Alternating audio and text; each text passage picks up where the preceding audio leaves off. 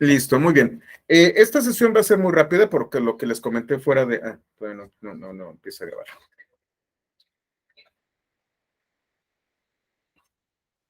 Ahorita empieza.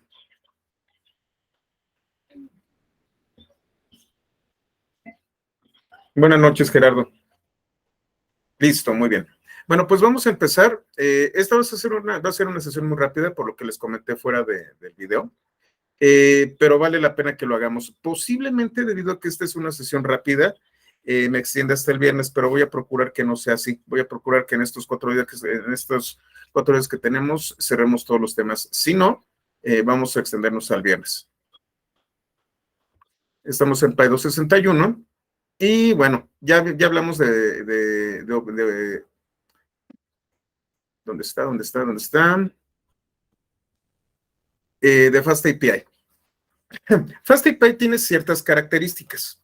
Déjenme abrir el chat para poder verlos. Listo. Tiene ciertas características. Fast API por sí solo funciona como lo vimos, con este Hola Mundo tan simple y sencillo. Sin embargo, nosotros podemos extraer información y voy a regresarme un poco a este tema. Yo puedo, como les comentaba, a través de keyword args o argumentos posicionales, obtener información y la puedo ingresar como un argumento a la función que yo estoy definiendo aquí.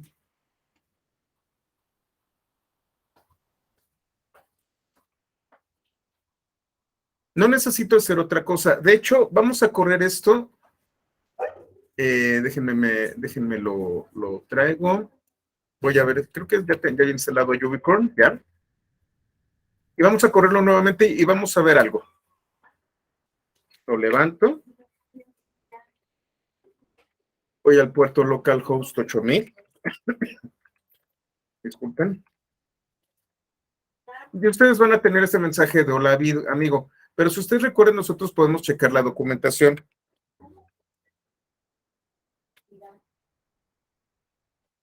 La documentación está hecha con OpenAPI.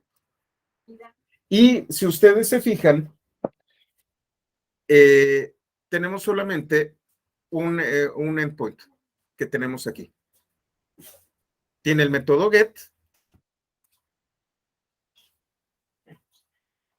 Y si ustedes se fijan, el esquema de lo que me va a enviar simplemente dice string. De manera muy básica, FastAPI me puede traer prácticamente cualquier dato como un string. Como no hay una validación, como no hay un esquema al que se pueda pegar, pues puede mandar prácticamente cualquier cosa.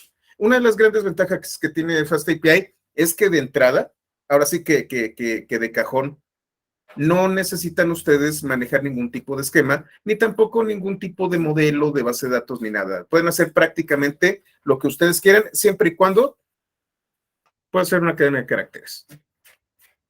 Lo que nosotros vamos a hacer es generar un ejemplo en donde estemos aplicando todo lo que vimos con anterioridad.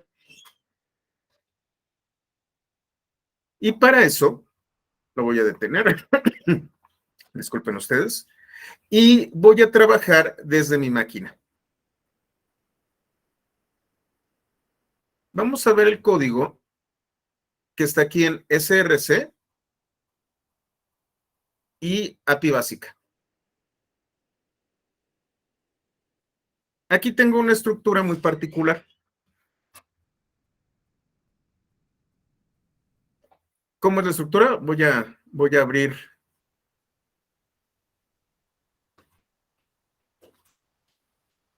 Aquí está Visual Studio Code. Yo ya tengo un repositorio local del repositorio remoto, entonces voy a abrir la carpeta.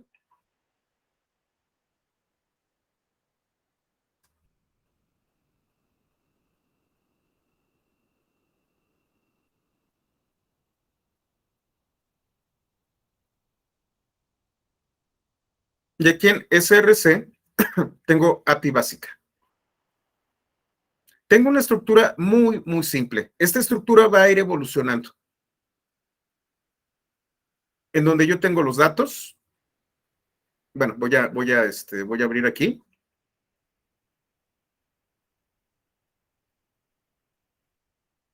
No, no era data. Déjenme lo cierro.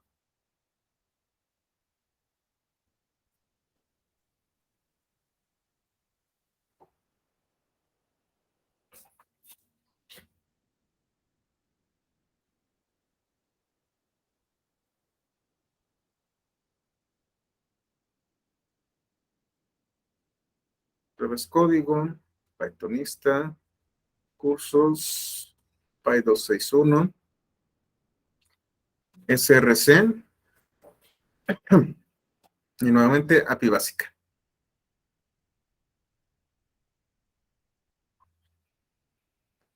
No me deja, denme un segundito. Ah, es que ese archivo. Ay, de verdad que está muy mal el procesador.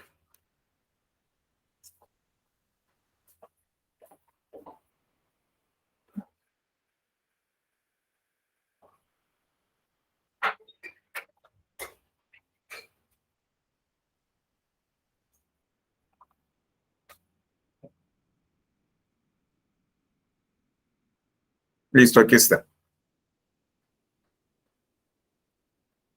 Como ustedes pueden ver, tengo una estructura bastante simplificada.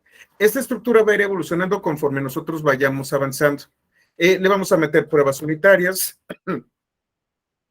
Vamos a trabajar con ¿cómo se llama?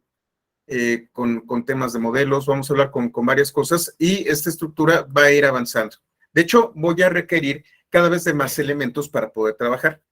De hecho, vamos a incluir un Dockerfile, vamos a meterle un YAML para que pueda ser utilizada por App Engine. Y esta estructura es la estructura base. ¿Qué tenemos en la estructura base? Tenemos solamente un subdirectorio que tiene data y que tiene ini.py.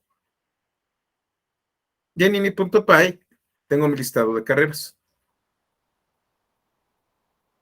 ¿Qué más tengo? Tengo las funciones que van a hacer el CRUD. Si ustedes recuerdan, el CRUD significa create, crear, read, leer, u, update, y d, delete. Y entonces yo tengo varias funciones que definen una serie de endpoints. Consulta alumnos, consulta alumno, alta alumno y baja alumno.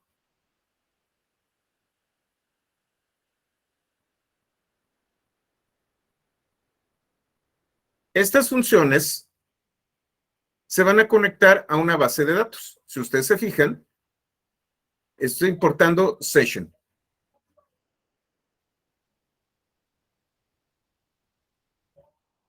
Aquí tengo session. Y aquí estoy colocando algunos argumentos particulares. Voy a colocar, si ustedes se fijan, consulta alumnos, lo que va a ser una consulta completa de todos los alumnos de mi base de datos. Y entonces tengo skip, en donde yo le voy a dar el valor inicial, y limit, el número de elementos que yo voy a traer. Lo que voy a hacer es un query directo a la base de datos. Si ustedes se fijan aquí, hago un query sobre las instancias de alumno, y este método set me va a permitir delimitar un rango. Una de las buenas prácticas que se tiene, y esto está en Py 241, una de las buenas prácticas que ustedes deben de tener cuando se traen datos masivos es que no se van a traer absolutamente todos, van a colocar un límite. A esto se conoce como paging.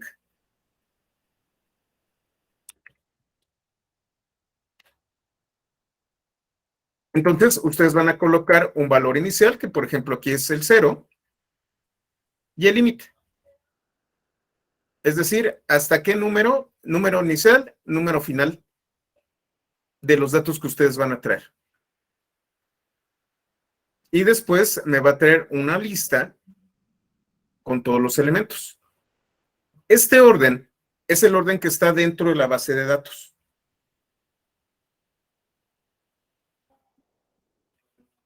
Luego tenemos consulta alumno, en donde lo que estoy haciendo, si ustedes se fijan, estoy pidiendo, disculpen, una cuenta que es de tipo entero, y lo que voy a hacer es hacer una búsqueda dentro de la base de datos en donde el atributo cuenta sea igual al número que yo estoy agregando aquí. Alta alumno es la creación del alumno.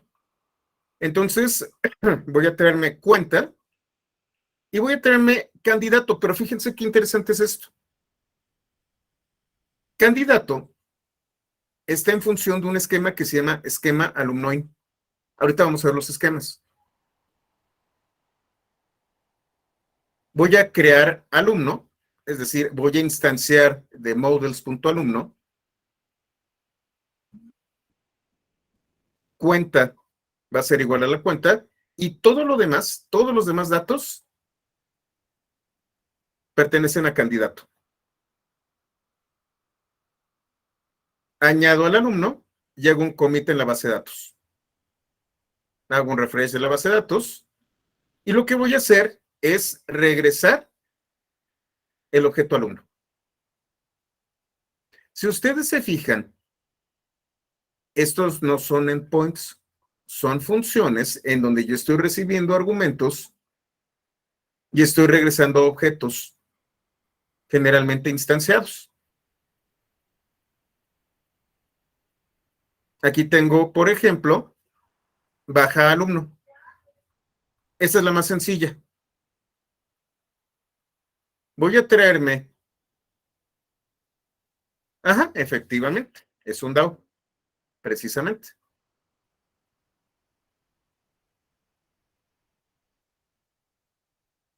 Voy a traerme un objeto instanciado de alumno y este objeto lo voy a eliminar de la base de datos.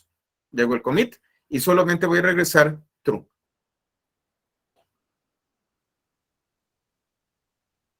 Este DAO, como justamente lo dice Johnny, es la base de cualquier API. Y entonces yo puedo utilizar, ay, disculpen, puedo utilizar XML RPC, puedo utilizar REST, puedo utilizar alguna variación de SOA, puedo utilizar GraphQL, puedo utilizar gRPC. Cualquiera de todas estas cosas lo puedo utilizar para traer los datos, para exponer los datos. Aquí obtengo y modifico los datos, pero todavía no interactúo. Esto es la lógica y es precisamente un objeto que me permite regresar, crear o eliminar la información. Ahora, tengo database.py. Database.py lo que me permite, sí, es de SQL Alchemy, que es justamente a donde vamos. Database tiene la configuración de la base de datos. En este caso, voy a utilizar en el directorio en el que me encuentro db.sqlite. Voy a generar mi engine. Esto es de cajón, ¿eh? Una de las características que tiene, ay, disculpen, que tiene SQL Alchemy es que si ustedes no le colocan esta configuración básica, se va a tardar. Otra vez, genero una sesión.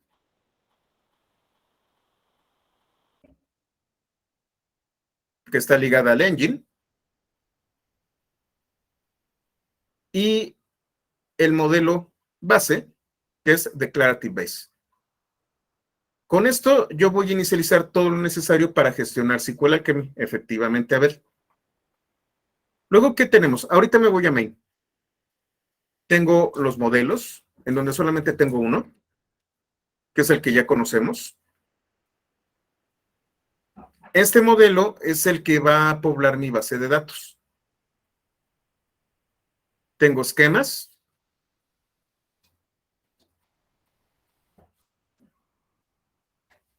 Y entonces de Pydantic voy a importar Base Model, Field y Positive Int.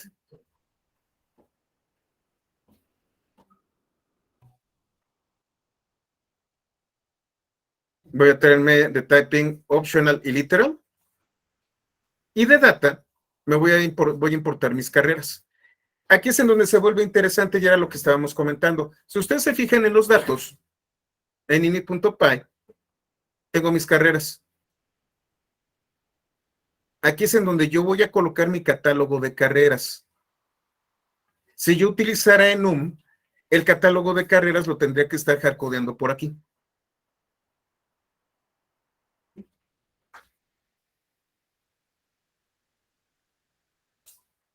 ¿Ok?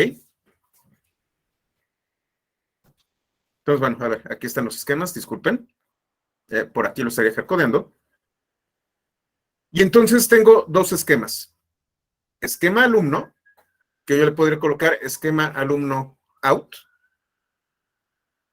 en donde tengo base model.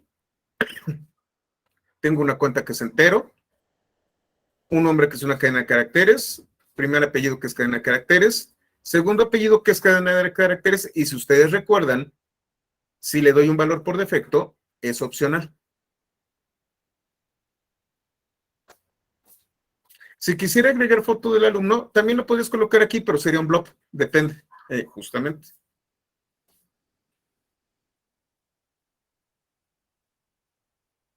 Ahora, esto es algo bien importante. Qué bueno que lo comentas, Abel. Esto viene de mi trabajo anterior en la UNAM. Sobre todo cuando, y obviamente pueden ver que este código está inspirado por mi trabajo anterior. Nosotros teníamos muchos problemas con el tema de la fotografía de los alumnos, porque nosotros, en la de Gire, nos encargábamos de todas las escuelas incorporadas a la UNAM. La gran mayoría de las escuelas incorporadas a la UNAM eran de nivel bachillerato y preparatoria. Ustedes saben que la UNAM tiene el CCH y tiene las prepas, las Escuelas Nacional Preparatoria.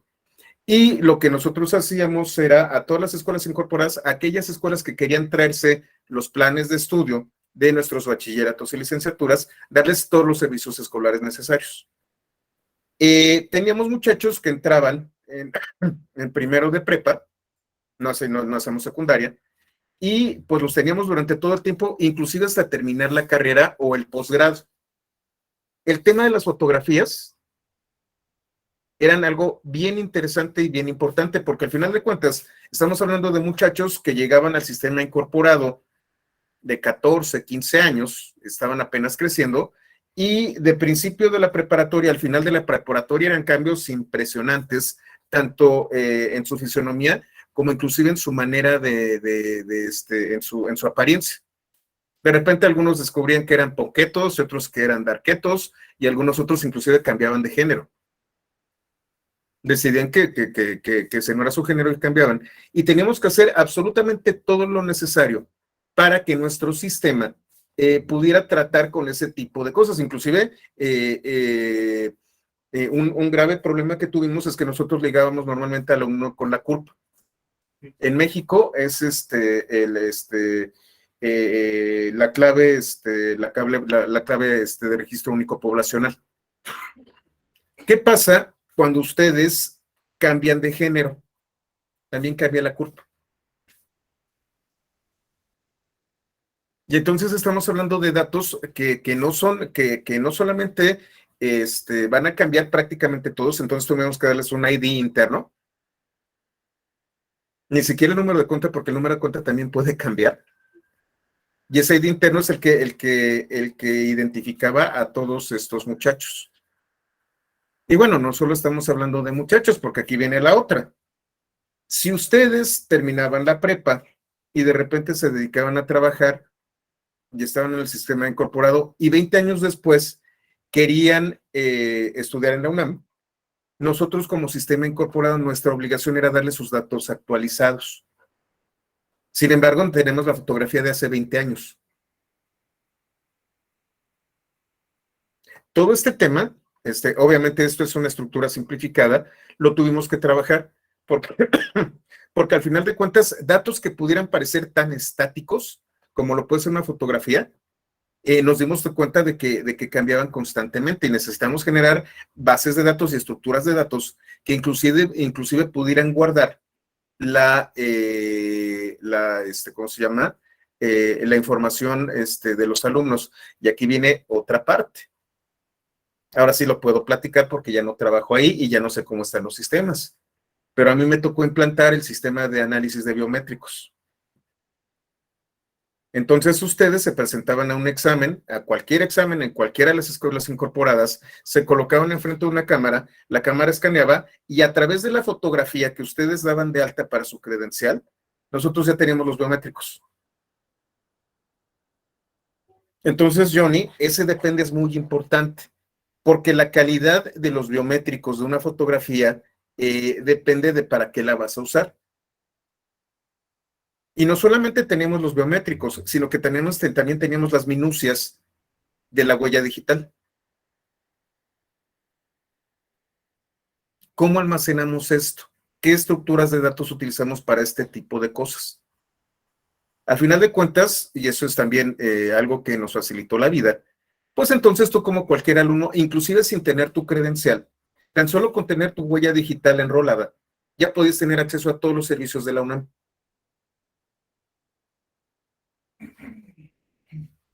Es ahí en donde esto se vuelve bien interesante.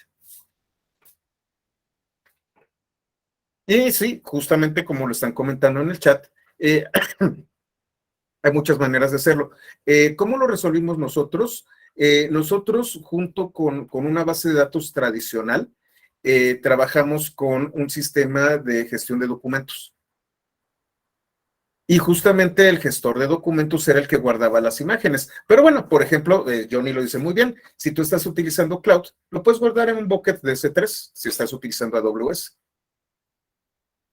Al final de cuentas es un blob. En AWS, que es algo que vamos a platicar, bueno, vamos entrando un poquito a GCP.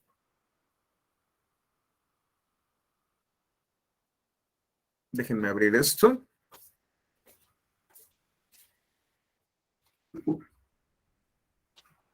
Hay muchas maneras de almacenar información.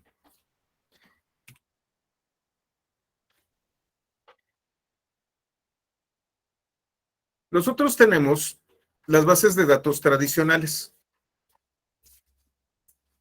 Y entonces vamos a tener, por ejemplo,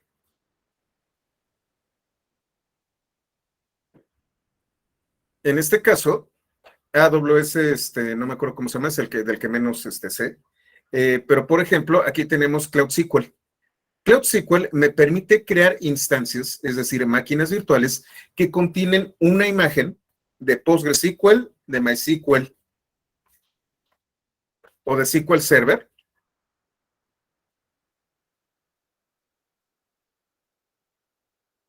que son creadas, mantenidas y gestionadas. Sí, pero no vamos a utilizar DynamoDB, ahorita vamos a continuar. Estas son las bases de datos tradicionales. ¿Qué diferencia hay?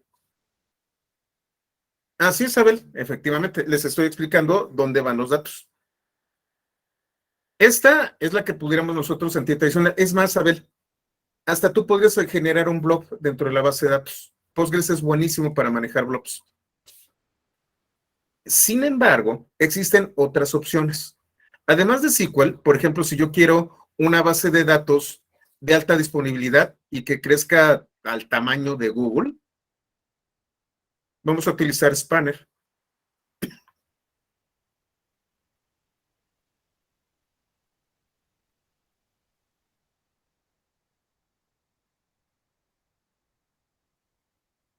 En donde ustedes tienen unidades de procesamiento. Y puede crecer de manera exponencial.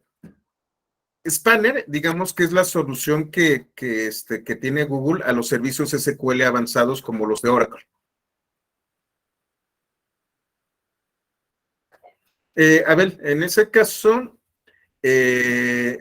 tú decides, tú haces la estructura y arquitectura. Si tú vas a llevar un registro histórico de los datos, Yo lo que te recomiendo es, en lugar de una base de datos, utilices un sistema de gestión de documentos. En el caso, cuando yo, yo estuve en la UNAM, utilizábamos, ay, ¿cómo se llama esta cosa? Ay, se me fue el nombre, déjenme, me acuerdo, Alfresco.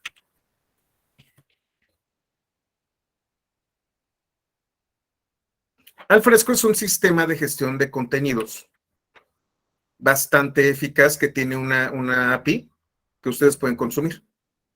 Aquí es en donde guardábamos nosotros las fotografías.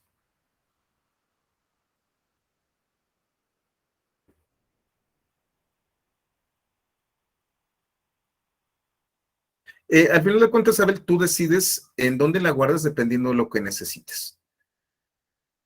Por ejemplo, tenemos la base de datos como está y vamos a lo siguiente. Además de las bases de datos SQL transaccionales, Google Cloud nos tiene algunas otras bases de datos. Por ejemplo, Firestore. Esta es una base de datos que utiliza documentos, en donde ustedes tienen unas cosas llamadas entidades que no son otra cosa más que documentos en JSON. ¿Por qué no colocan los datos en JSON? Al final de cuentas, estoy utilizando yo estas estructuras para transferencia de datos. Me ahorraría bastante si utilizara Firestore, por ejemplo. Esa es otra decisión de arquitectura que debemos de tomar. ¿O por qué no Mongo? ¿Qué es lo que podemos hacer nosotros con las bases de datos? Tenemos esta de aquí, en donde tenemos ya un clúster de Postgres, que esto es de lo último, que es bien poderoso este clúster. Y tenemos, como sucede también con AWS, tenemos Cloud Storage. Cloud Storage me permite crear buckets. Se llaman igual tanto en Amazon como en Azure como en AWS. Como en Google Cloud. Un bucket no es otra cosa más que un objeto. Este objeto le vamos a aplicar las reglas de agregación. Lo que vamos a hacer es, tenemos otros objetos y se los vamos a agregar a este objeto. A los buckets no les interesa qué es lo que tú estás llevando. Al final de cuentas, lo que va a ver es, me estás colocando un elemento que puede ser un binario, puede ser un texto, puede ser una imagen, puede ser lo que tú quieras, y lo que puedes hacer es traérmelo y pegarlo, y yo puedo guardar versiones de lo que tú me estás dando. Una de las grandes ventajas que tienen los buckets es que son bastante eficientes y bastante baratos. Si ustedes van a decidir guardar, por ejemplo, blobs, yo les recomiendo que utilicen los buckets de S3 o de Cloud Storage, y no me acuerdo cómo se llaman allá en Azure. ¿Por qué? Porque si van a tener historial de los elementos, y sobre todo si son de gran tamaño, ustedes van a poder utilizar un bucket. Y aquí viene el comercial. Una de las grandes ventajas que tienen los buckets en cualquiera de las plataformas es que, además de que pueden almacenar prácticamente cualquier cosa, tienen un ancho de banda brutal. En el caso particularmente de Google Cloud, el ancho de banda al que acceden estos buckets es de 1 TB por segundo. Ustedes pueden manejar transmisión de datos en red desde 1 TB por segundo. Eso significa que son altamente eficientes en la transmisión de datos internos. Haciendo el comercial de hace un rato. ¿Qué otro sistema fue generado para almacenar cualquier tipo de dato y ser altamente eficiente a nivel de terabytes por segundo y que sea capaz de procesar todos y transmitir estos datos en un sistema de archivos? ¿Hay algún datero aquí? ¿Alguien que sepa de Big Data? Bueno, la contraparte de código abierto que tiene la capacidad de hacer eso se llama HDFS. HDFS es el sistema de archivos de Hadoop.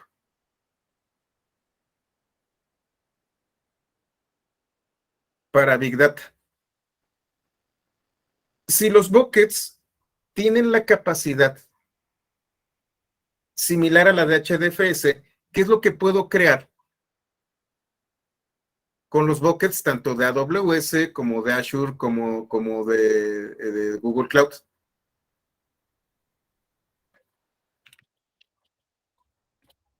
Yo puedo crear data lakes.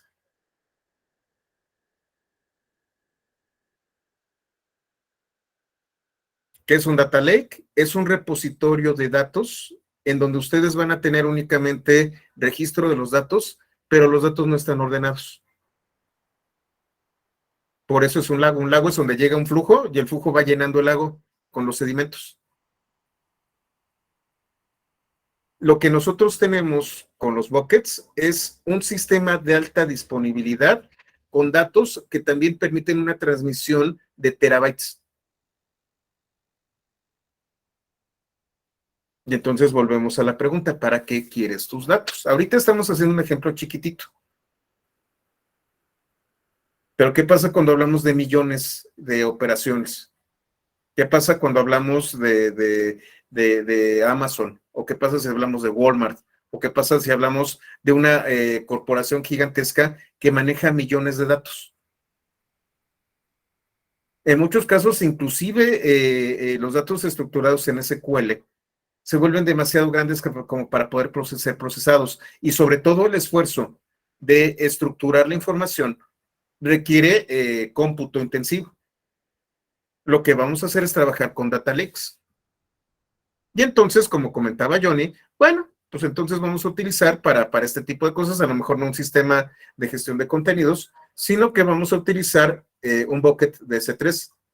O en otro caso, en donde, por ejemplo, sea una fotografía que ustedes van a tener para siempre, como sucede, no sé, con su cartilla de servicio militar, pues entonces lo guardan en un blog en una base de datos. ¿Cuál es la función del dato? Y ahí es en donde estoy ligando esto con lo que viene. En este momento estamos hablando de que los datos únicamente me van a dar el estado de un sistema. De aquí a prácticamente el próximo año, de lo que vamos a estar hablando es del dato como nuestro objetivo y nuestro producto principal. Al final de cuentas, lo que estamos haciendo, y es, y segura, y hay otra que también, esa no estoy seguro. Me dejaron por ahí ustedes, me comentaron la semana pasada y me dejaron por ahí la inquietud del tema de microservicios. Los microservicios no son otra cosa más que cargas de cómputo. Si estamos hablando de datos, también me gustaría enseñarles cómo funcionan las cargas de cómputo. Al final de cuentas, lo que hace Kubernetes es hacer una orquestación de microservicios. Los microservicios son los encargados precisamente de hacer estos flujos de información. Los que se encargan de la transmisión de datos, las transacciones con los datos y posteriormente el almacenamiento y consulta de datos. No estoy seguro de que sea este año o si sea en vivo, pero quiero dar una capacitación particularmente de contenedores, microservicios y Kubernetes. Es algo que a veces no se entiende y que es muy importante. Ustedes pueden hacer microservicios sin Kubernetes y ustedes pueden generar toda una estructura de microservicios única y exclusivamente con contenedores. Pero bueno, al menos de contenedores sí vamos a estar hablando en este curso. Muy bien, vamos a continuar. ¿Ya ven hasta dónde llega una pregunta? Tenemos un esquema en donde yo tengo cuenta, nombre, primer apellido, segundo apellido, carrera, semestre, promedio y el corriente. Y si ustedes se fijan, puedo trabajar con el ORM. Y tengo otra clase que se llama esquema alumno in, en donde tiene todo menos la cuenta. ¿Por qué estoy haciendo esto? Regresemos al CRUD.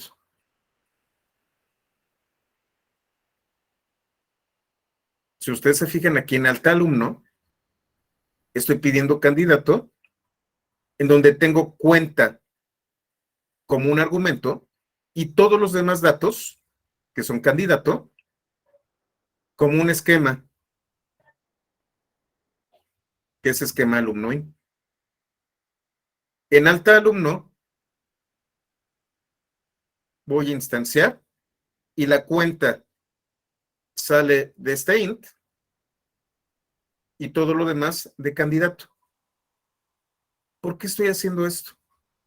¿Qué sentido tiene esto? Vamos a main.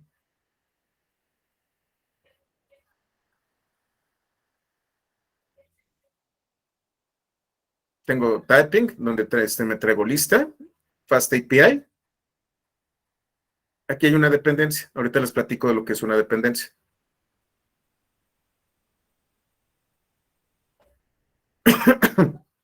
Salvador, para poder definir qué datos son los que se requieren mostrar un out y qué datos son los necesarios para Delta Mononym, efectivamente, Salvador, esa es la situación. Cuando tú extraes de la base de datos, te vas a tener toda la información, incluyendo el número de cuenta. Cuando tú ingresas los datos, lo que yo voy a hacer, y ahorita lo vamos a ver, es que el número de cuenta es un parámetro de la ruta. Y entonces estoy obteniendo a partir de un cuerpo de mensaje post los datos y la ruta, perdón, y la clave, la estoy extrayendo la ruta. Son dos fuentes distintas de datos. Una es la ruta y la otra es el cuerpo del mensaje. Vamos a verlo.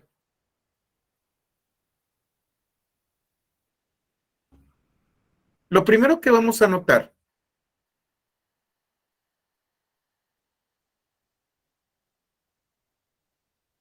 es esta función que es getDB. Bueno, si ustedes se fijan, a partir de models base.metadata create all, voy a iniciar las conexiones con la base de datos aquí.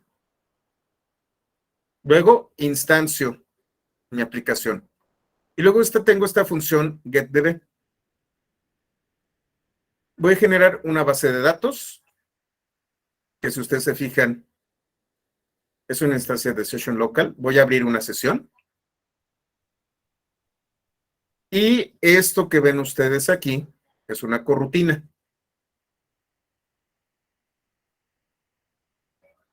Lo que voy a hacer es, esta sesión se la voy a dar a cada uno de los endpoints. Cada endpoint va a abrir su propia sesión a la base de datos.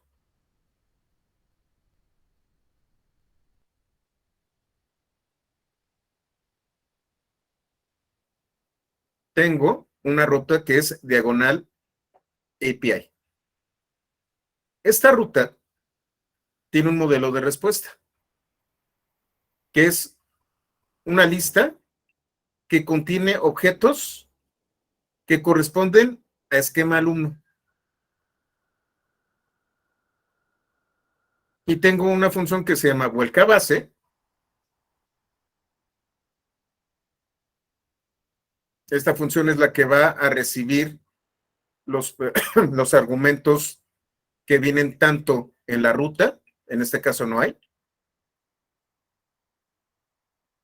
Pero, por ejemplo, yo tengo int y limit, perdón, skip y limit. Estos datos yo los puedo tener. Más adelante vamos a hablar de la inyección de dependencias. Lo que estoy haciendo aquí es obtener una sesión única para este endpoint a partir de esta base de datos. Esto es lo que hace. Cada endpoint y cada vez que yo me conecte, va a abrir una sesión con la base de datos. Ahora, fíjense qué bonito está esto. Tomo el DAO. De hecho, le iba a poner DAO, pero preferí colocarle cruz. Aquí tengo la función que realiza la operación. Y lo que voy a hacer es recibir un listado de los alumnos. Lo único que tengo que hacer es regresarlos. Y como el esquema ya puede consumir del ORM, se va a ajustar aquí. Tengo otro endpoint en donde cuenta lo estoy obteniendo de la ruta. Este es un parámetro que estoy obteniendo de la ruta. ¿Qué voy a hacer? A partir de cuenta,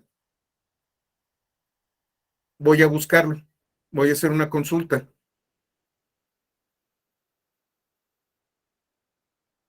Y si la consulta me regresa algo, porque a veces la consulta me puede regresar no si no lo encontró, regreso al 1.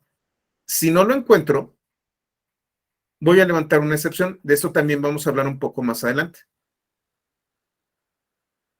Un estado 400 y le voy a dar un detalle.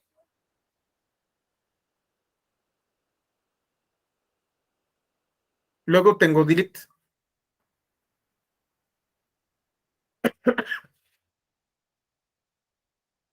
Con delete, haces efectivamente, Salvador, Response Model no solamente valida los datos, sino que además, ahorita vas a ver la documentación, sino que te ayuda a documentar.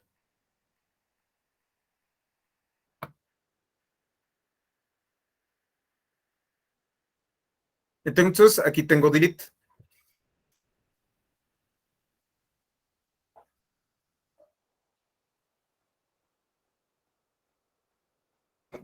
Tengo una cuenta. ¿Y qué es lo primero que voy a hacer? Bueno, ya tengo aquí la función que está recibiendo los datos.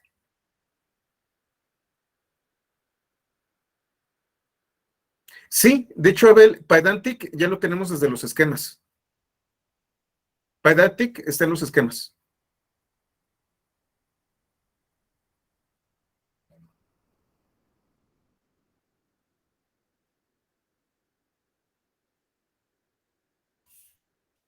Lo primero que vamos a hacer cuando nosotros tenemos el método delete es buscar al alumno en el número de cuenta.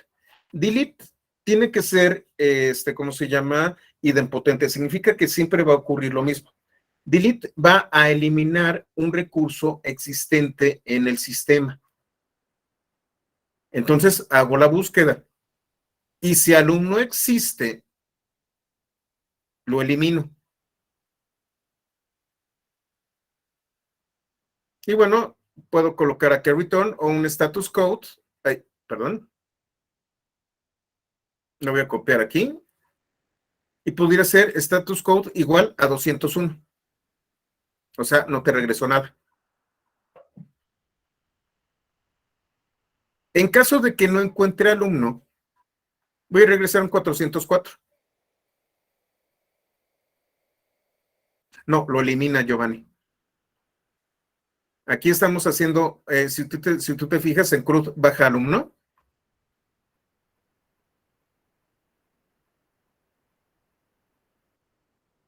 lo elimino de la base de datos. Podrías colocarle estatus inactivo, pero por ejemplo, ¿qué tal si tú te estás enfrentando al famoso GDPR o a la ley de protección de datos personales en posesión de particulares? Tienes que eliminar de tus bases de datos al alumno. Si te lo piden, si te dicen no estás autorizado, lo tienes que borrar.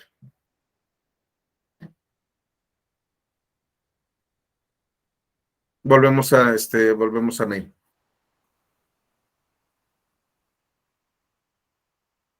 Una vez que lo encuentra, lo elimina. Si no lo encuentra, 404.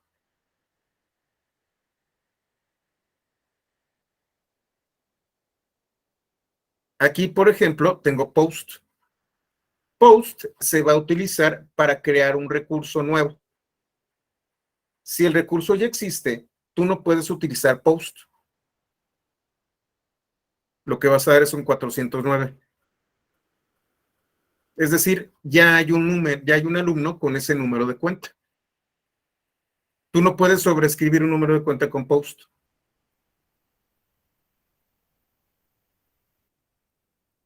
Y entonces, disculpen otra vez. Y entonces, estoy recibiendo alumno, y si ustedes se fijan, candidato tiene que ser esquema alumno-in. El número de cuenta lo estoy extrayendo de mi ruta. Busco si existe el alumno. En caso de actualizar, utilizas put, que es este de más abajo. Busca al alumno y si lo encuentras, error 409, no vas a crear un recurso que ya existe. Si tú vas a crear Compost, es un recurso que debe ser totalmente nuevo en la base de datos. Si el alumno no existe, entonces haces el alta y lo que regrese el alta lo vas a enviar. Y aquí está el put, efectivamente, Alberto. Put es para una cuenta que no existe. Lo primero que tengo que hacer es hacer una consulta. Si la cuenta no existe, 404. Si la cuenta existe, lo primero que put hace una sustitución completa del elemento. Si yo quisiera hacer una sustitución parcial, tendría que utilizar patch.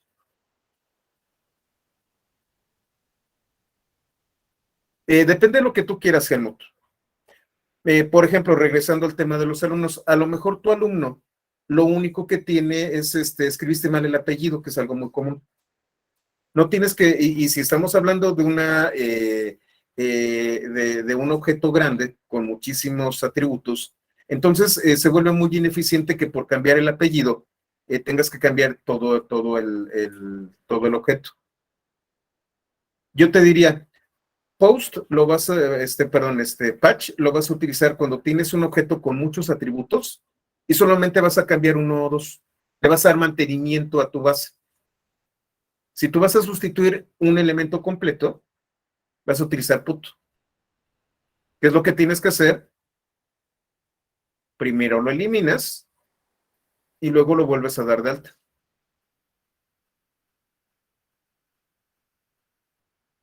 El caso de uso para put y patch es distinto. El bloque de consultas, la realidad es que no. Al final de cuentas, si la consulta no te regresa nada, te va a regresar non, Gerardo. Perdón, Salvador. Realmente es innecesario, lo he utilizado muy pocas veces.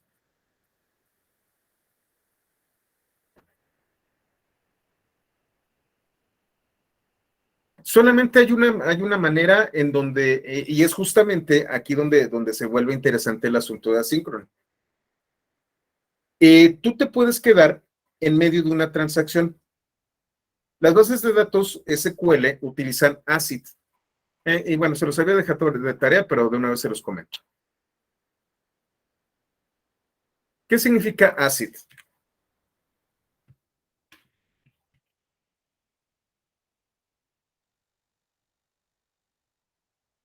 Estas son las características: atomicidad,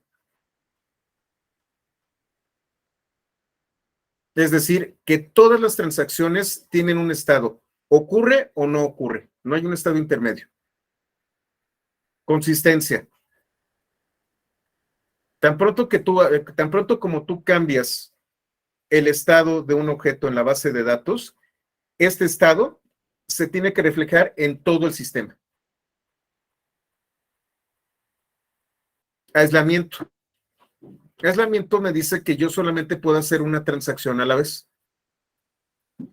Y durabilidad significa que obviamente los datos tienen que ser guardados de manera eficiente y que no se van a perder. Esto es así. ¿Qué pasa? Y es ahí en donde tienes las ventajas de async. Ay, se me fue. ¿Dónde está? Acá. ¿Qué pasa si en medio de esto se pierde la conexión? Tú ya tienes una sesión abierta y de repente estás en medio de esto y se pierde la conexión. Otra vez, esto es muy simple porque al final de cuentas estoy recibiéndolo. Y tan pronto como lo reciba es cuando llamo a todo lo necesario. Pero hay casos en donde tú vas a tener, por ejemplo, si estás haciendo una transmisión de archivos, en donde a lo mejor falla tu celular y no terminas de subir el archivo. Corres el riesgo de que la base de datos se vuelva inconsistente. Y entonces lo que tú tienes que hacer, si ustedes se acuerdan de SQL Alchemy, para evitar que haya una corrupción, para que se vuelva inconsistente la base de datos, porque detectó que te quedaste a la mitad de una transacción, tienes que utilizar rollback. Y si no metes rollback, no vas a poder continuar con esa sesión. Efectivamente, Gerardo. Cuando tú tienes algo asíncrono, y es lo que vamos a ver el día de mañana, lo que tú tienes es una base de datos que ya está diseñada, bueno, más bien un ORM, que ya está diseñado para este tipo de cosas. SQL Alchemy ya tiene una implementación de Async.io. Todavía está en beta, tengan mucho cuidado. Todavía es beta. Si ustedes se fijan, la arquitectura de ARM de Apple también tiene algunos problemas.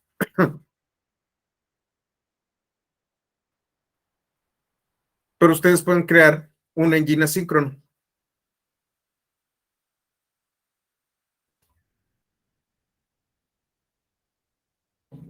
El engine asíncrono minimiza este riesgo que tienen ustedes de hacer rollback o de que la base de datos se quede, ¿cómo se llama?, en un estado intermedio. Ustedes pueden gestionar estos elementos. Eso lo vamos a ver mañana.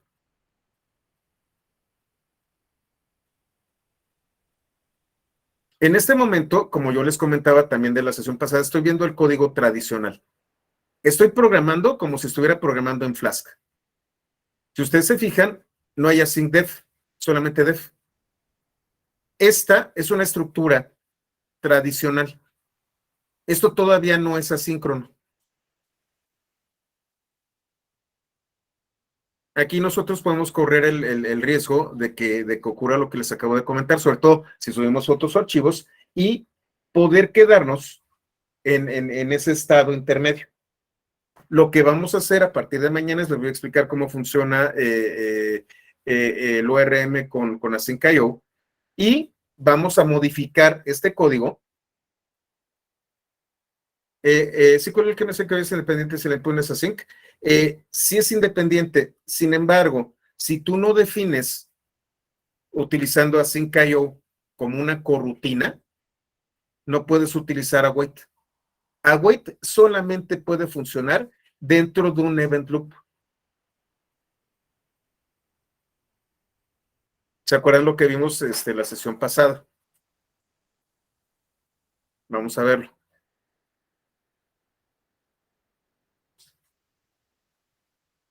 Yo les había comentado que las notebooks de Jupyter ya son un event loop. Pero, por ejemplo, no puedes usar así con Oracle, o sí.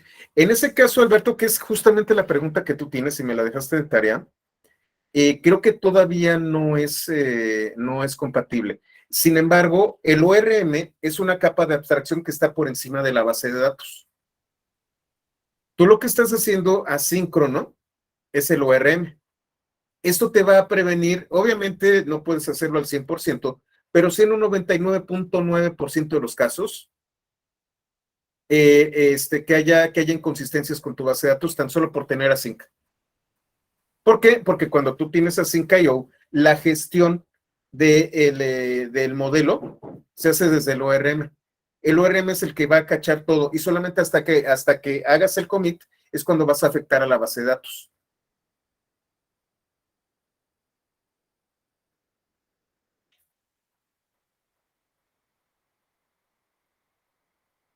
Ujú, efectivamente, un 500. Ujú. Sí, sí, de hecho, esto que estamos viendo, Abel, es el capítulo 16. Nada más que quiero verlo con código. No, perdón, el capítulo 17. Déjenme lo detengo. Esto que estamos viendo aquí es el capítulo 17.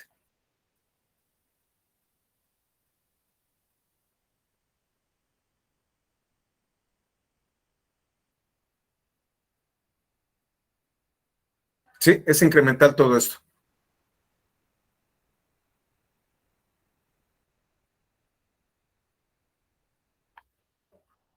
Y entonces, otra vez, put lo que va a hacer es primero buscarlo y si existe, primero lo va a saber que existe y luego lo va a eliminar y lo va a sustituir. Aquí tengo dos operaciones, baja y una alta nueva. Así es, la estructura va evolucionando. Ya que lo vimos aquí, todo está explicado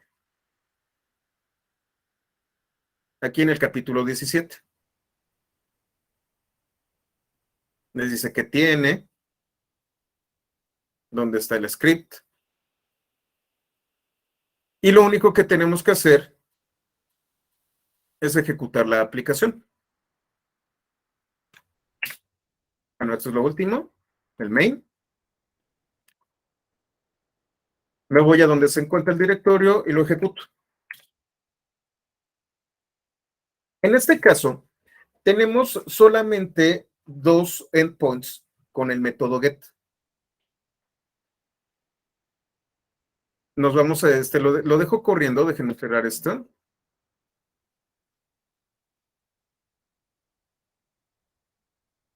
Y el capítulo 18 es el cliente.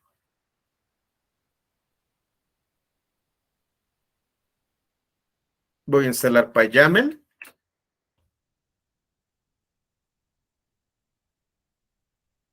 De request voy a tenerme los métodos put, get, post y delete. Y también YAML. Ay, no lo he instalado.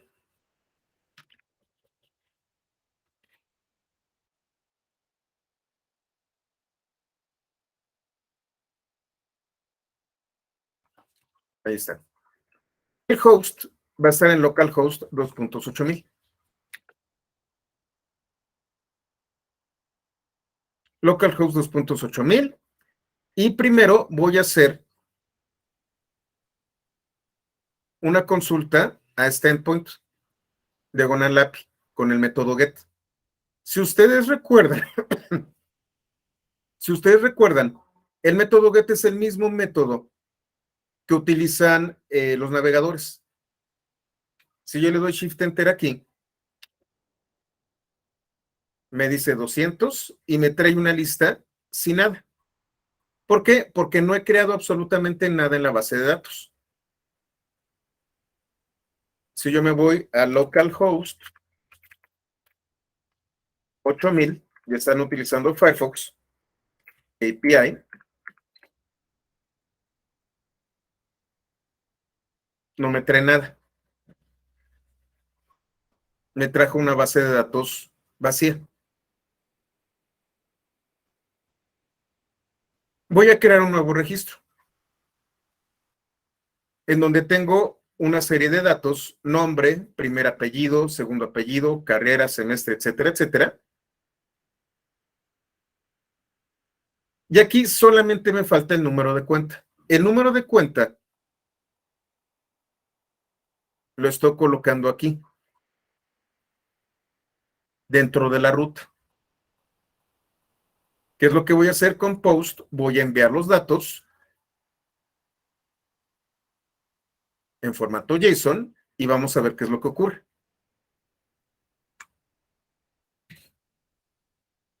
Me regresó un estado 200 y esto fue lo que yo di de alta. Fíjense en el capítulo 17.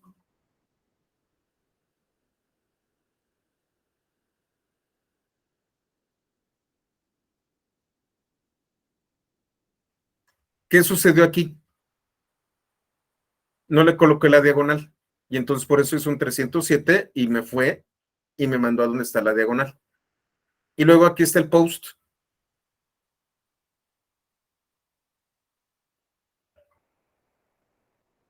Vamos a continuar.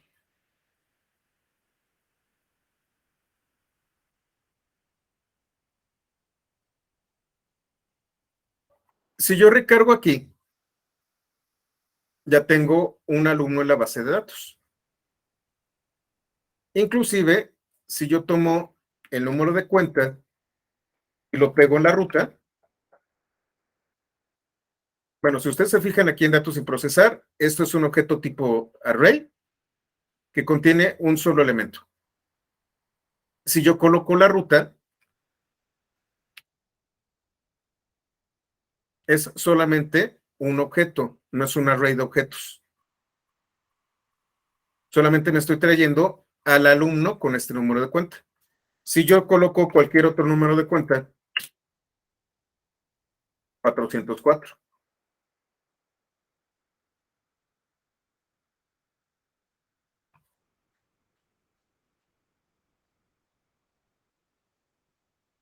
Aquí estoy implementando el get sobre este número de cuenta.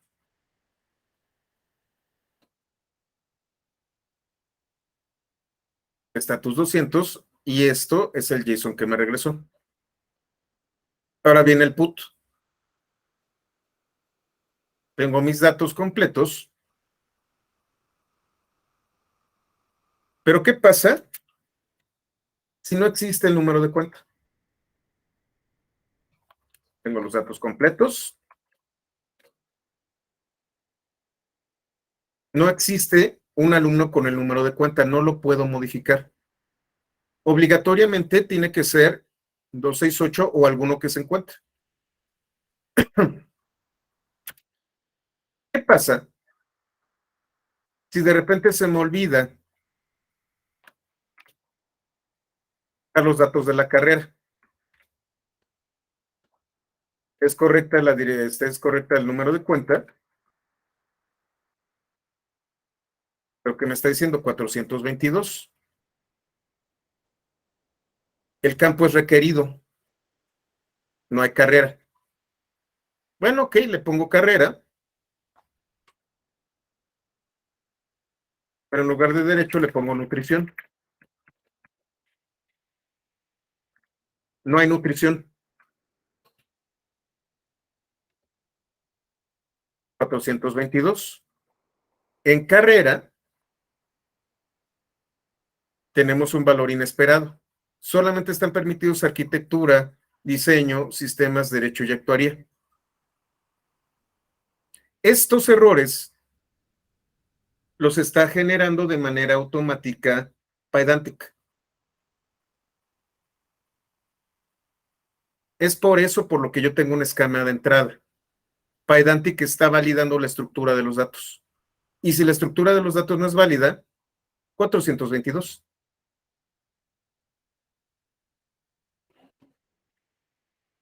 Ok, ya tenemos derecho. Es correcta. Pero cometo un error.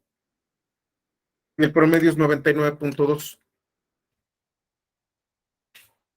422. Solamente llegas hasta 10. Y así sucesivamente. Yo estoy validando el esquema de datos. Solamente cuando tengo un esquema de datos correcto, entonces puedo seguir al siguiente paso, que es modificarlo.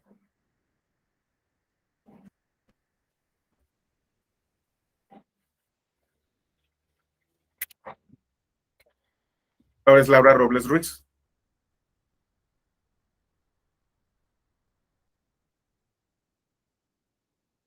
Y antes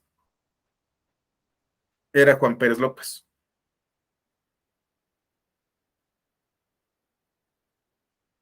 Y bueno, tengo delete.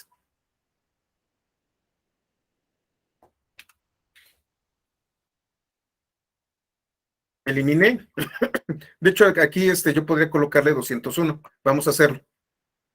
Estoy aquí, me voy a SRC, API básica, me voy a, ¿dónde está? Aquí a main.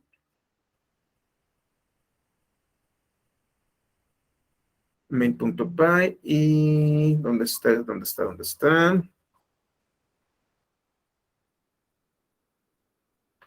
Return status code igual a 201.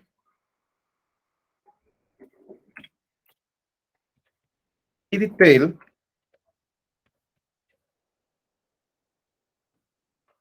ok, fíjense qué va a pasar. Tan pronto como, fíjense, déjenme lo coloco en dos pantallas, más bien divido la pantalla.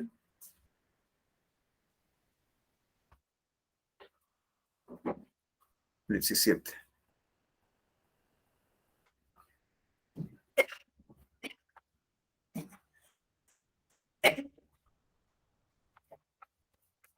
Estamos aquí.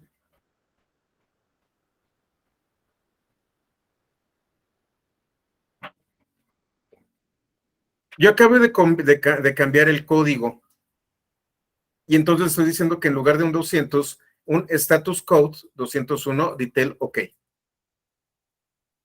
Lo guardo. Detectó que hubo un cambio en el código. Efectivamente, Salvador. Ah, perdón, ya hay un error aquí. Status code 201. File save. Y ya funciona. Ese es el reload, efectivamente, Salvador. Tan pronto como detecta que hay un cambio de código, recarga la API.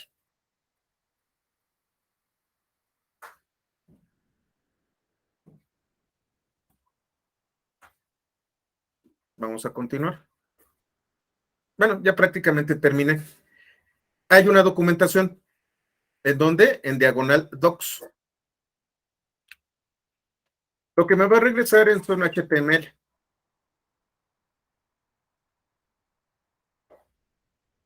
Voy a minimizar esto. Ahí, lo coloco en la otra máquina. Ahí está. Y entonces aquí tengo los endpoints y cada endpoint tiene una descripción, los valores por defecto de los parámetros. Si ustedes se fijan, tengo una lista de parámetros y las respuestas. Esto que saqué aquí, este esquema que yo veo aquí, fue definido por Pydantic.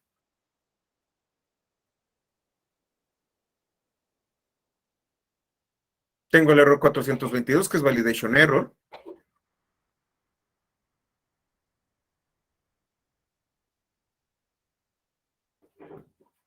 Y por ejemplo, tengo aquí en post.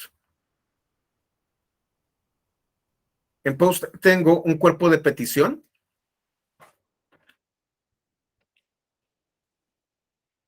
Y tengo un cuerpo de respuesta. Y en delete tengo 422. Debió de ser 201, no sé por qué no se actualizó. Bueno, aquí están los estados. Todo esto, toda esta documentación, está también en openapi.json.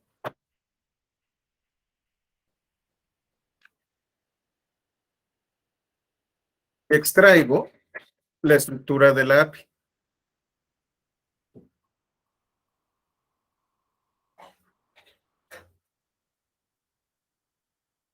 Ingeniero, la API básica sube completa a Google Compute Engine. No, Abel.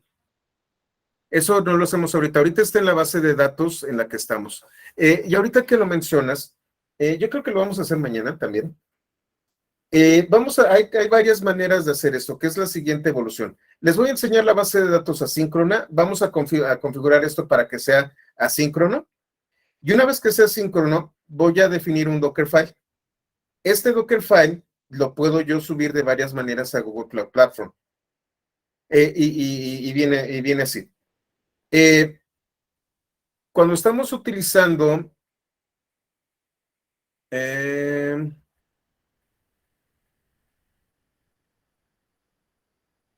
ahí está, a ver. Bueno, para empezar, y te lo está comentando Salvador. Nosotros vimos la estructura y en la estructura está database. Esta es la base de datos con la que yo me estoy comunicando. Es db.sqlite que se encuentra en mi sistema raíz. Lo que vamos a hacer es justamente hacerlo independiente. Voy a generar las reglas necesarias a través de variables de entorno, en donde, uno, voy a detectar si estoy en un sistema operativo local o si estoy utilizando un sistema de Google y me voy a conectar dependiendo de dónde me encuentre. Número dos, voy a generar de manera totalmente, ¿cómo se llama?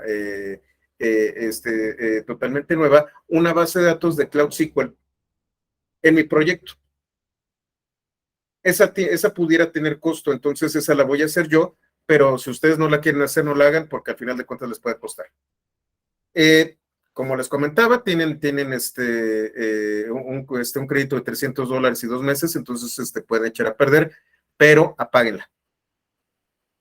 Y entonces hay varias maneras de hacer esto. Yo puedo generar una máquina virtual en donde instalo absolutamente todo, incluyendo la base de datos, y mi aplicación va a vivir ahí. Yo puedo utilizar App Engine, en donde puedo una de dos, o mandar el código o mandar el contenedor. Y este código y este contenedor se van a conectar a una base de datos que es la que va a estar en Cloud SQL. O puedo utilizar Cloud Run, en donde hago exactamente lo mismo. Genero un endpoint y despliego en este endpoint y me conecto a la base de datos. La tercera opción es Kubernetes, el Google Kubernetes Engine, en donde lo que yo voy a hacer es definir un pod, en donde yo voy a tener un microservicio. Este microservicio va a estar basado en el contenedor y lo puedo echar a andar. Y entonces puedo utilizar service y puedo utilizar balanceadores de cargas y puedo colocar toda una serie de clusters para el despliegue de esta aplicación.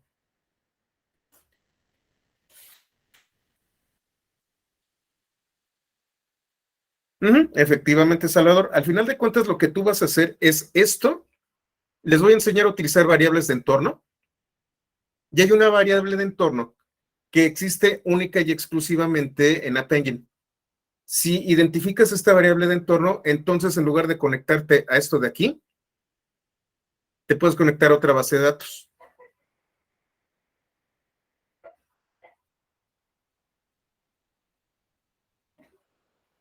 Así es. Y otra de las cosas que les voy a enseñar, que yo calculo que puede ser el miércoles o el jueves, es Alembic.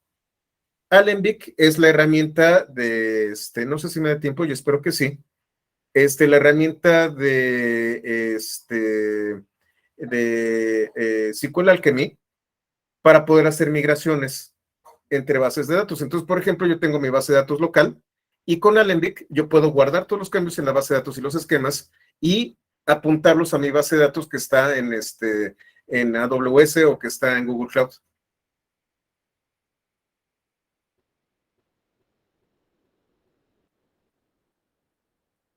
Podemos hacer muchísimas cosas.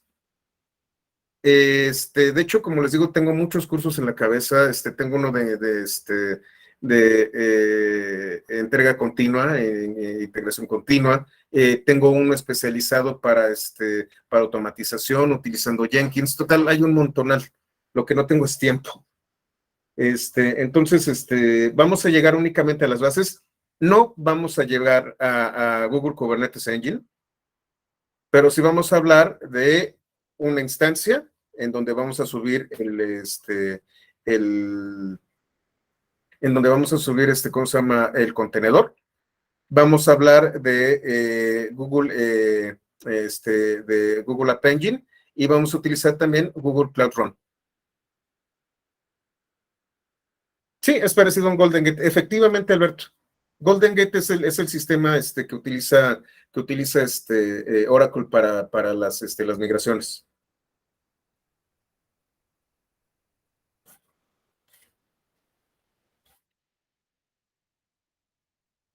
Entonces, eso es lo que vamos a hacer. Vamos a modificar este código para que sea asíncrono. Este código asíncrono ya lo vamos a tener listo. Vamos a tener un Dockerfile y todas las configuraciones necesarias para que pueda detectar que exista una base de datos en Google Cloud y la podamos consumir. Eso es lo que vamos a hacer el día de mañana. Vamos a ensuciarnos un poquito más las manos.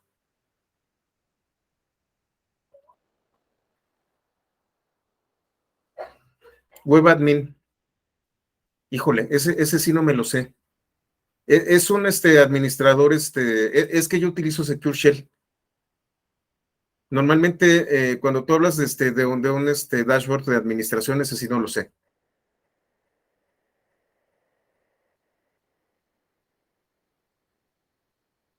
No sé, déjame averiguar. Tendrías que identificar el proceso y apagarlo.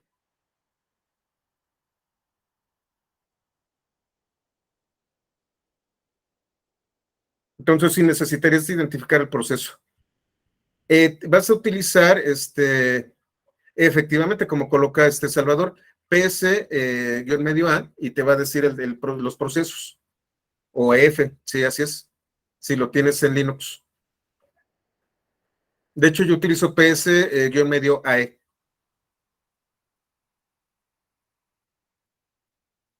Y ya con eso, cuando identificas el proceso, para detenerlo, utilizas el comando kill y el número del proceso. O si tiene un nombre particular, es kill all, como todos, y luego el nombre del proceso. Con eso lo detienes. Pero eso es Linux. Si quieren saber de Linux, pues ya saben que también tengo bibliografía. De hecho, ese es otro curso que quería lanzar y renovar. Ese es del otro proyecto de CloudEvel.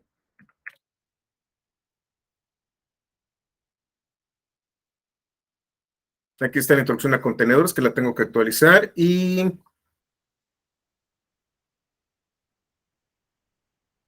esta es una introducción a Linux.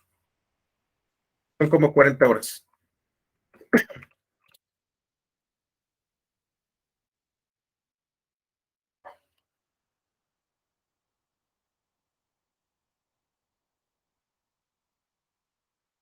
¿Cuál herramienta? Vigal Kemino, Allenbeck.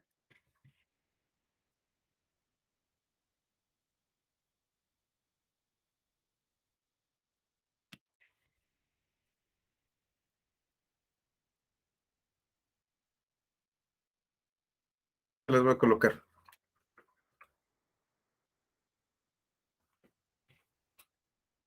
Déjenme ver si me da tiempo de esto. Si nos apuramos mañana y el miércoles, vamos a ver Allenbeck el jueves. Nada más que me falta todavía ver el tema de pruebas unitarias. Entonces vamos a ver cómo le hacemos. Muy bien. Bueno, vamos a terminar la sesión del día de hoy aquí. Sí, también lo puedes utilizar para versionamiento, Helmut, si es posible. De hecho, justamente lo que hace el Envic es guardar un registro de todos estos cambios dentro de tus esquemas, dentro de tus metadatos. Uriel, ¿pudiera repetir la explicación de... Ajá, sí. Me voy aquí al cliente.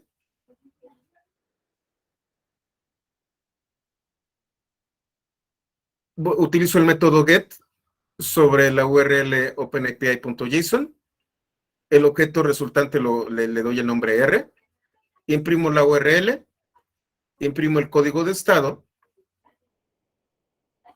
Y si dentro de los encabezados tengo content type igual application JSON,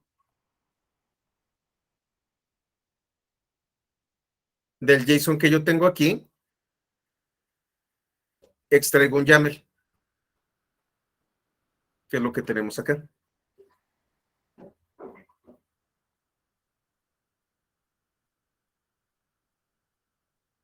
Ah, claro que sí, Gerardo. Dame un momento, el de introducción a contenedores. Ese lo tengo que actualizar, está ya muy viejito. incompleto.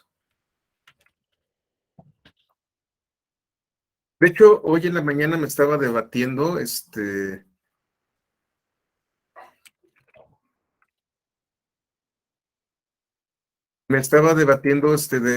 qué curso dar, pero ya hace un ratito ya me dijeron de que voy a dar capacitaciones. Entonces aquí en gestión de contenedores, aquí está. Les advierto, este ya es viejo, hay que actualizarlo.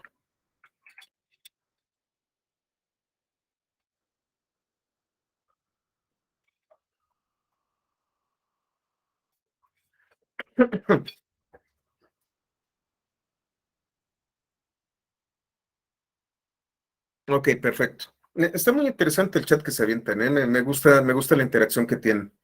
Entonces, bueno, con esto terminamos el día de hoy. Sí, déjenme cerrar la grabación y lo comentamos. Quédense tantito, déjenme. Terminamos ahorita, cierro la grabación y platicamos de lo que les comentaba. Entonces, detengo ahorita.